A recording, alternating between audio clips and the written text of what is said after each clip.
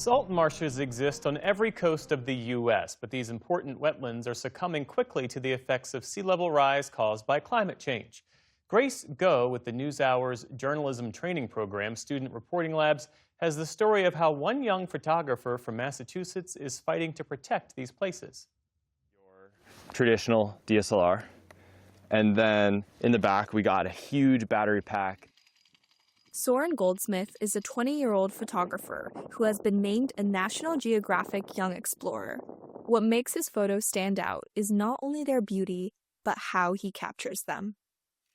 So yeah, this is the underwater amphibious camera trap. I call it IMPACT, which stands for Intertidal Motion Picture Activated Camera Trap. If it works right, it will go for a week in the marsh. Goldsmith is working on a project in the coastal marshes of Wellfleet, Massachusetts, a landscape that presents unique challenges for photography.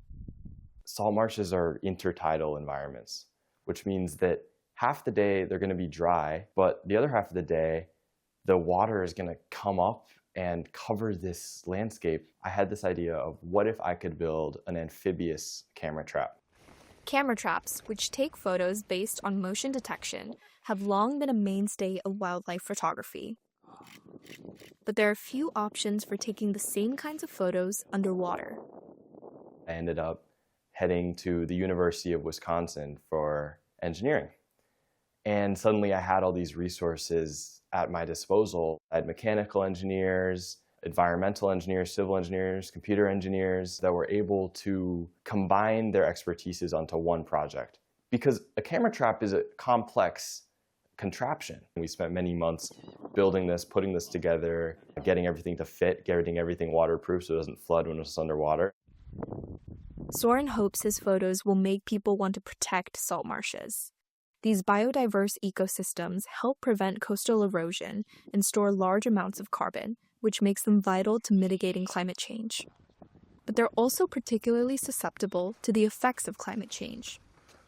The salt marshes are very low elevation, practically at sea level. So the sea level rising only a little bit, like an inch, is a huge impact on that land. And as a result of this, salt marshes are being flooded more frequently and eroding more quickly than they can replenish. And you mix in this problem with human development, and a lot of projections are saying that marshes are going to disappear very quickly by the end of the century.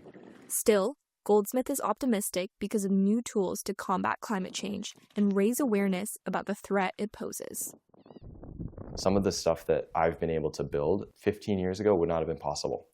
I'm lucky to be young right now when I have all of these cool technology and opportunities that I can leverage to tell my stories that older people might not have had. For PBS News Student Reporting Labs, I'm Grace Go in Wellfleet, Massachusetts.